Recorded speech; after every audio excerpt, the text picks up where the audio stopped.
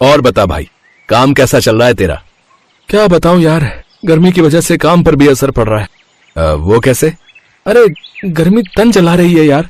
अब हमारी तो मजबूरी है, तो हम तो सुबह से ही खड़े हो जाते हैं, पर ग्राहक तो वही सूरज ढलने के बाद ही आते हैं ना। क्यों, सुबह भी तो आ सकते हैं ना? अबे सुबह सुबह कौन गोलगप्पे खाता है यार, है? लोग दोपहर के बाद आते हैं। लेकिन इस बार तो ऐसी भीषण गर्मी पड़ रही है कि लगता है कि काम धंधा बंद ही हो जाएगा अपना। अब चल कोई बात नहीं, कल से मैं आऊंगा तेरे पास रोज गोलगप्पे खाने, फिक्र मत कर, पैसे भी दूंगा तुझे। अबे चल बे, बड़ा आया पैसे देने वाला। ये कहानी है जीवन की, जो बहुत ही ईमानदार और मेहनती लड़का था। बचपन में ही उसके माँ बाप की मौत हो गई थी, जिसके बाद उसका कोई अपना नहीं था सिवाय मोहन के। मोहन जीवन का बचपन का दोस्त था। दिन में एक बार वो मोहन के खेत पर उससे मिलने जरूर आता था, जो नदी के किनारे था। अच्छा चल यार, मैं चलता हूँ। अबे अरे कहाँ जा रहा है? देख तो कितनी ठंडी ठंडी हवा चल रही है।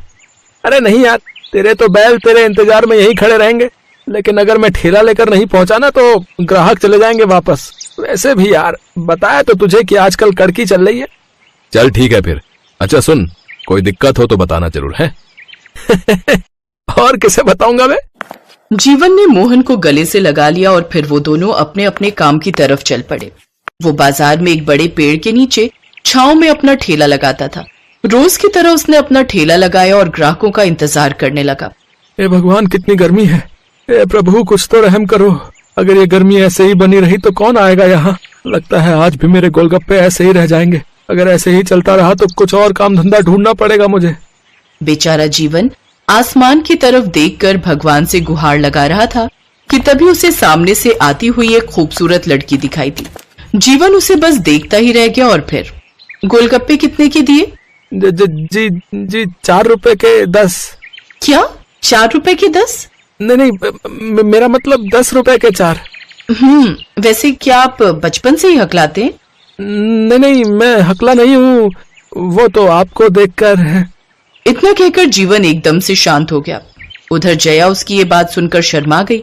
जीवन ने पहले कभी इतनी सुंदर लड़की नहीं देखी थी। फिर उसने हिम्मत जुटाकर पूछा, वो आपने बताया नहीं कितने के गोलगप्पे लगा दूं?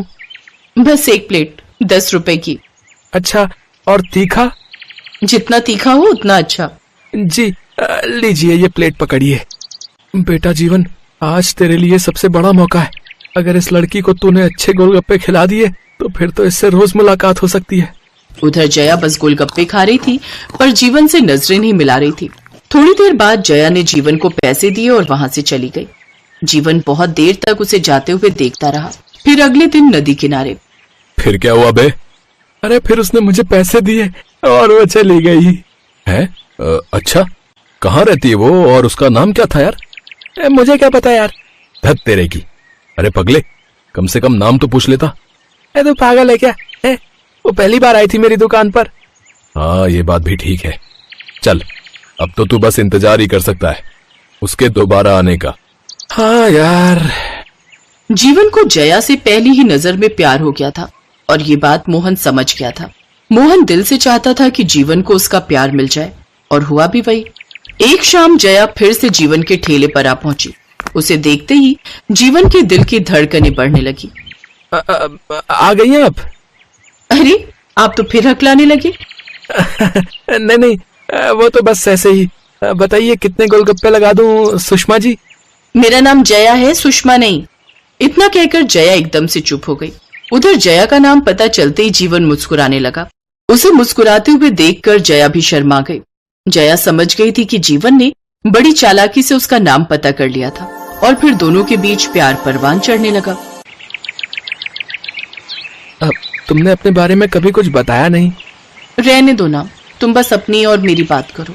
हाँ वो तो ठीक है, पर तुम्हारे बाबा से तुम्हारा हाथ कैसे मांगूंगा? जीवन की बात सुनकर जया की आंखों में आंसू आ गए। जीवन के बार बार पूछने पर जया ने अपनी आपबीती बतानी शुरू की।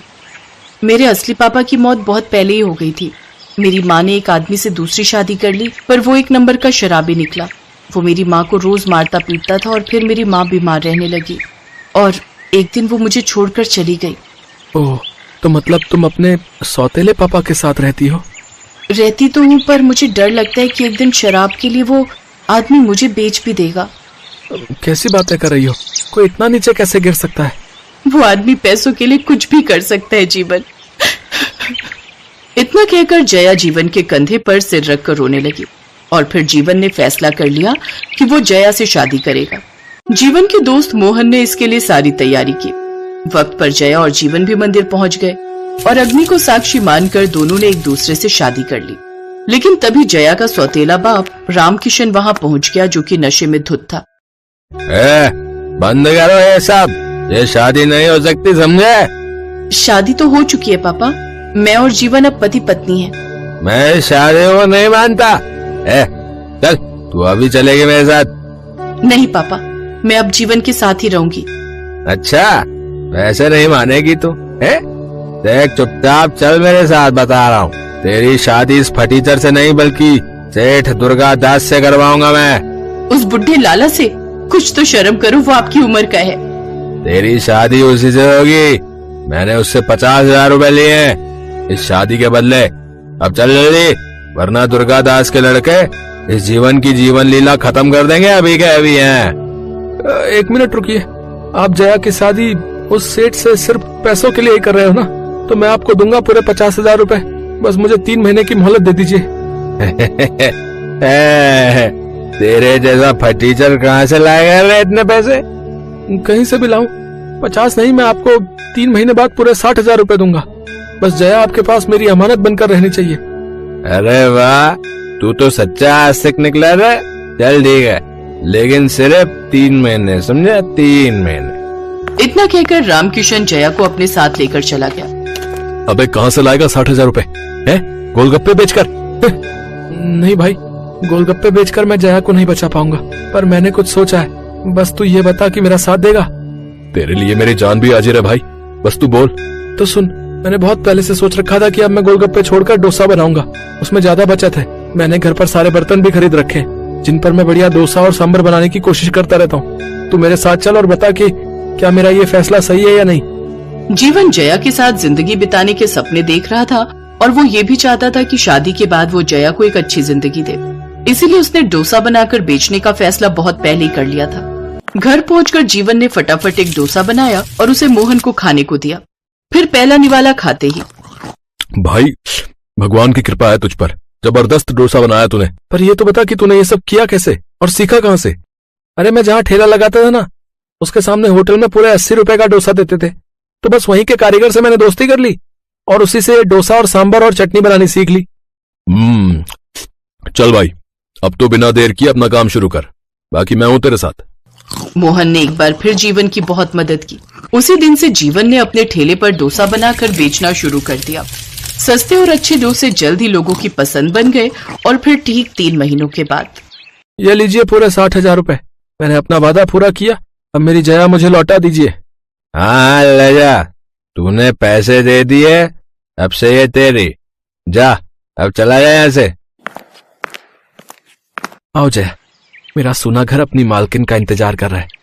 ऐसे नहीं, पहले आपके हाथ के गोलगप्पे खाऊंगी। भाभी गोलगप्पे नहीं, अब से जीवन आपको डोसा खिलाएगा। हाँ डोसा? हाँ भाभी, वही डोसा जिसने आपको और इस पगले को हमेशा के लिए एक कर दिया।